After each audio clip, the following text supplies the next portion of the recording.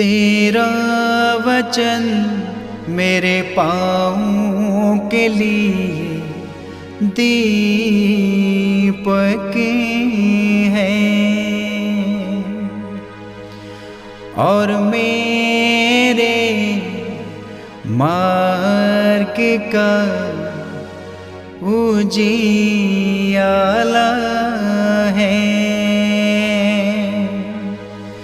तेरा वचन मेरे पाँवों के लिए दीपक है। पहला पाठ योब का ग्रंथ अध्याय 42 पद संख्या 1 से 3, 5 से 6, 12 से 17 तक। योब ने प्रभु को ये उत्तर दिया, मैं जानता हूँ कि तू सर्वशक्तिमान है और अपनी सब योजनाएं पूरी कर सकता है। मैंने ऐसी बातों की चर्चा चलाई जिन्हें मैं नहीं समझता। मैं ऐसे चमत्कारों के विषय में बोला जो मेरी बुद्धि से परे हैं। मैंने दूसरों से तेरी चर्चा सुनी थी, अब मैंने तुझे अपनी आंखों से देखा है। इसलिए मैं धूल और राख में बैठकर रोते हुए पश्चाताप कर रहा हूँ। प्रभु ने योब के पहले दिनों की अपेक्षा उसके पिछले दिनों को अधिक आशीर्वाद दिया। उसके पास 14,000 भेड़ें, 6,000 ऊँट, बैलों की 1,000 जोड़ियाँ और 1,000 गधियाँ थीं। उसके 14 पुत्र उत्पन्न हुए और 3 पुत्रियाँ। उसने पहले का नाम यमीमा रखा और दूसरी का कसिया और तीसरी का किरेन हपूक। देश भर में ऐसी स्त्रियां नहीं मिली जो योब की पुत्रियों के समान सुंदर हों। योब ने उन्हें उनके भाइयों के साथ विरासत का भाग दिया। इसके बाद योब 140 वर्ष जीवित रहा, अपने पुत्र पौत्रों की 4 पीढ़ियां देख सका और बहुत बड़ी उम्र में चल बसा। यह प्रभु की वाणी है। ईश्वर को धन्यवाद। भजन अनुवाक्य। हे प्रभु, अपने सेवक पर दया दृष्टि कर। अनुवाक्य। हे प्रभु, अपने सेवक पर दया दृष्टि कर। मुझे सद्बुद्धि और ज्ञान प्रदान कर, क्योंकि मैं तेरी आज्ञाओं पर भरोसा रखता हूँ। अनुवाक्य।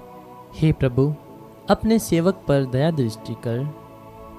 ये अच्छा हुआ कि मैंने कष्ट पाया, मैंने तेरी आज्ञाओं का पालन करना सीखा। अनुवाक्य। हे प्रभु, अपने सेवक पर दया दृष्टि कर। हे प्रभु, मैं जानता हूँ कि तेरा विधान न्यायपूर्ण है। यह उचित ही है कि मैं कष्ट पाऊँ। अनुवाक्य। हे प्रभु, अपने सेवक पर दया दृष्टि कर। सब कुछ तेरी इच्छा के अनुसार बना रहता है, क्योंकि सब चीज़ें तेरी आज्ञा मानती हैं। अनुवाक्य। हे प्रभु, अपने सेवक पर दया दृष्टि कर। मैं तेरा सेवक हूँ, मुझे शिक्षा प्रदान कर, तब मैं तेरी इच्छा जान जाऊँगा। अनुवाक्य। हे प्रभु, अपने सेवक पर दया दृष्टि कर। तेरी वाणी की व्याख्या ज्योति प्रदान करती है, वो अशिक्षितों की भी समझ में आती है। अनुवाक्य। हे प्रभु, अपने सेवक पर दया दृष्टि कर। जय घोष। हालेलुया। अनुवाक्य। हालेलुया। हे पिता, हे स्वर्ग और पृथ्वी के प्रभु, मैं तेरी स्तुति करता हूँ, क्योंकि तूने राज्य के रहस्यों को निरे बच्चों के लिए प्रकट किया है। अनुवाक्य। हालेलुया। संत लूकस के अनुसार पवित्र सुसमाचार अध्याय 10 पद संख्या 17 से 24। 72 शिष्य सानंद लौटे और बोले, हे प्रभु, आपके नाम के कारण अब दूत भी हमारे अधीन हैं। यीशु ने उन्हें उत्तर दिया, मैंने शैतान को बिजली की तरह स्वर्ग से गिरते देखा। मैंने तुम्हें सांपों, बिच्छुओं और बैरी की सारी शक्ति को कुचलने का सामर्थ्य दिया है। कुछ भी तुम्हें हानि नहीं पहुंचा सकेगा। लेकिन इसलिए आनंदित ना हो कि अब दूत तुम्हारे अधीन हैं, बल्कि इसलिए आनंदित हो कि तुम्हारे नाम स्वर्ग में लिखे हुए हैं। उसी घड़ी यीशु ने पवित्र आत्मा से परिपूर्ण होकर आनंद के आवेश में कहा, हे पिता, हे स्वर्ग और पृथ्वी के प्रभु, मैं तेरी स्तुति करता हूँ, क्योंकि तूने इन सब बातों को ज्ञानियों और समझदारों से छिपा कर मेरे बच्चों के लिए प्रकट की है। हाँ पिता, यही तुझे अच्छा लगा। मेरे पिता ने मुझे सब कुछ सौंपा है। पिता को छोड़कर ये कोई भी नहीं जानता कि पुत्र कौन है, और पुत्र को छोड़कर ये कोई नहीं जान सकता कि पिता कौन है। केवल वही जानता है जिसके लिए पुत्र उसे प्रकट करने की कृपा करे।